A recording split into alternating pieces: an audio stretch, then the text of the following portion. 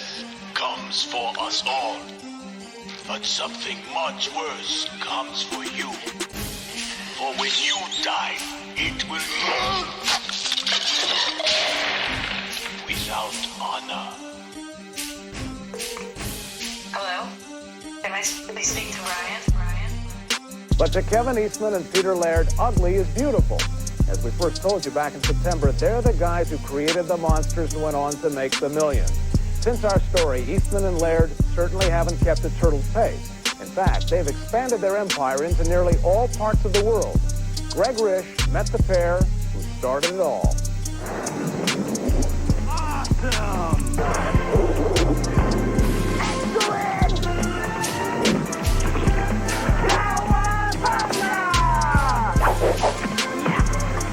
I love being a turtle! You want to live your life and be happy and not be hassled, but when trouble comes, you want to be able to handle it. And that's exactly who the turtles are. You know, they don't bother anybody, they don't go out looking for trouble, but when it comes, they kick butt. You know, and that's sort of like Eastman and Laird. Well, I don't know if you can say that, but... Meet Kevin Eastman and Peter Laird, the creators of the Teenage Mutant Ninja Turtles. Laird, married with a 1-year-old daughter, is the one in the glasses. Eastman, a bachelor, is the younger one with the mustache. In spite of their very different looks, they share an absolute passion for comic books. It was that passion that led them late one night, 7 years ago, in Laird's living room, to draw their first Ninja Turtle.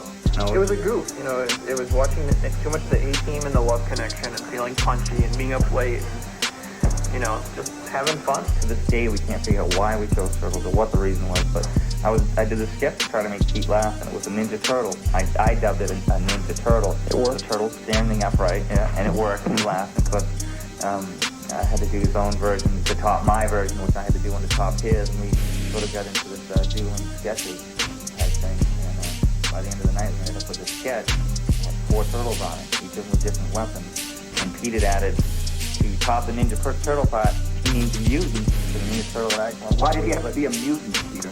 Oh, it just seemed to fit, you know, I mean, otherwise, why would these turtles be standing upright and wearing bandanas and holding weapons?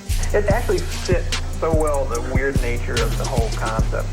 You know, what could be the last thing you think of as a lithe, athletic ninja, you know, a turtle. Even though they were excited by turtles, almost no one else was. So Eastman and Laird scrounged up $2,000 to launch the Turtles comic, and the rest is turtle history. Sales of the adult version built steadily. Soon, a second color comic aimed at younger turtle fans was added. Then came the movie, the TV cartoon, and the products. Over 3,000 of them so far. Turtle toys, clothes, and foods, all of which will bring Eastman and Laird over $100 million. Not bad for two guys whose last jobs were as a bank clerk and a lobster cook. And now to quote one of your characters, cowabunga, dude, you are rich. Well, I don't know. Yeah, we're rich. We're rich. Filthy, stinking. The fame and fortune have made Eastman and Laird a bit secretive. Their studio is located in Northampton, Massachusetts, but that's all they would tell us. One of their assistants driving that van up ahead led us to the unmarked warehouse where their staff of artists work on the various turtle enterprises. Inside, we discovered 2 grown kids still in love with comic books and who are a lot like 2 of their turtles. You know, Raphael is kind of the hot-tempered, wacky, fly off the handle. That's exactly how Kevin is. He's more like Donatello, which is Peter's one of these people that loves gadgets and computers, and you know, he'd come in with his watch with his calculator on it, which is, you know, you can record phone numbers in it and all. Let's show it. There it is. There it is. Yeah. Okay. But so, as well as Donatello being sort of more of the pacifist of the group, where he would rather spend time doing computers than sometimes romping around with his brothers, you know, raising heck. What kind of kids were you when you were 12 years old? Oh, real nerd. So nothing has changed. Well, I like to draw a lot. I was drawing since I was a little kid. And what were your favorite comic books? Were you sitting there in your bedroom with 1,000,000 comic books? Oh, well, my parents wouldn't really let me have 1,000,000 comic books, and I couldn't afford them, actually.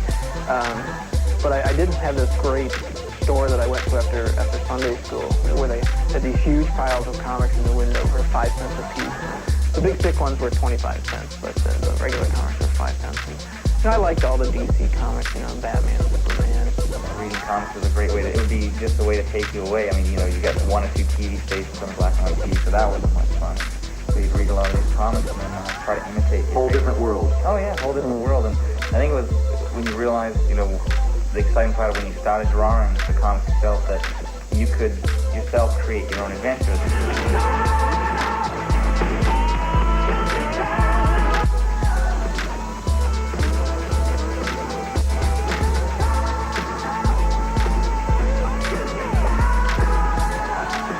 Make no mistake, while Eastman and Laird remain unspoiled, they do like making money. The latest gimmick will be a nationwide tour for a live rock group wearing the Turtles costumes. The dream really came true when it's like, I didn't have to cook pizzas, I didn't have to bag groceries, Pete didn't have to bounce little balls off eyeglass lenses. We could actually, you know, pay our rent, keep ourselves in macaroni and cheese, if you will, or whatever, and draw full time. We could actually support ourselves drawing something that we love, you know, more than anything.